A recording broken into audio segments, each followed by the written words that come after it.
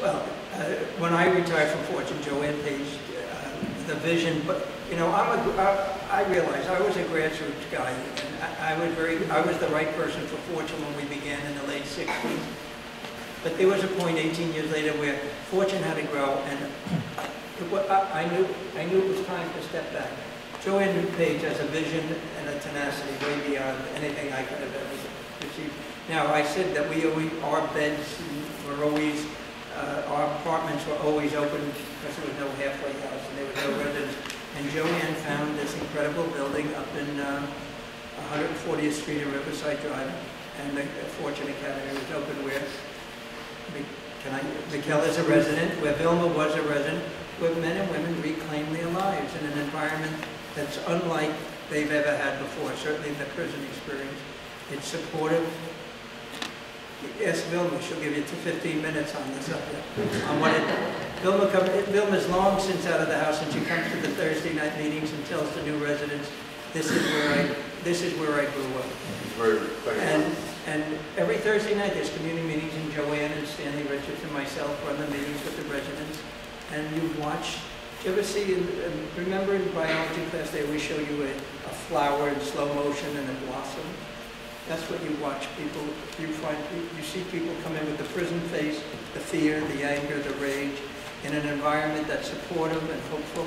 And you see people suddenly realize that, as TJ says in the play at the castle, after one incident, he said, he thought maybe I have a shot, just maybe I have a shot at life.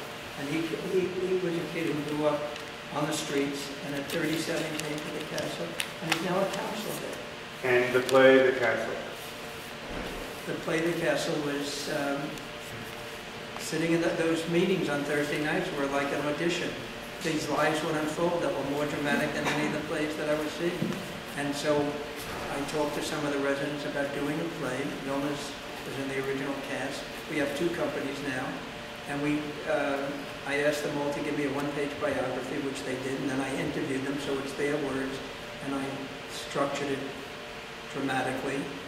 And we were going to do it for a couple of weekends at the castle and make some money.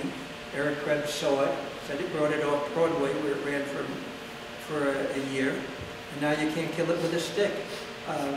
We've done it in a dozen prisons, colleges. We're going to be at Baruch College next month. We're going to be at a church in Long Island. We're going to be at Rutgers next month in your state of New Jersey. We just did it at Sing Sing. Horrible experience. Sing Sing, we arrived. First they didn't want us to come in. Then I talked about it on the radio, and Tom Duane and Senator Bill Perkins got us in.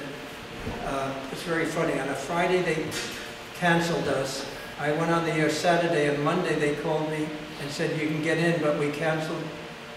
And I said, between Friday and Monday, we were going to go do it the following week. They said, we've already booked something.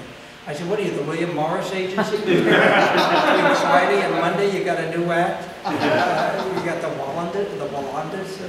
But we went to Sing Sing. We walked in. The first thing the guard says, you can't talk to the offenders. It was terrible. Terrible.